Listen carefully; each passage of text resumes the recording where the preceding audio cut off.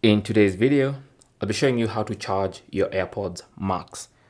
Now, all you need to do to charge your AirPods Max is use the cable that came in the box or any other cable. Now, if you have the older AirPods Max, then that's going to be a lightning cable because those are going to have a lightning port. If you have the newer AirPods Max like this one, then it's a Type-C cable. And it's very simple. All you have to do is connect one end of the Type-C cable or any Type-C cable to the AirPods Max like that on the right ear cup, and you should see a red light as long as the AirPods are charging, as you can see. Now the other end of this cable is connected to a power source. Now this could be a charging brick like I have mine. It could be into a laptop or your MacBook. It could be anywhere really.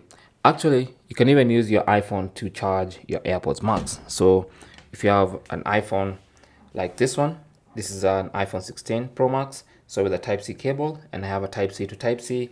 If I just connect it like this, then that's going to start charging my AirPods Max, okay?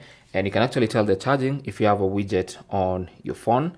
Now, first of all, you can tell by the light as soon as you connect. So for instance, if I disconnect and connect again, that light is going to come on to show you that the AirPods are actually charging.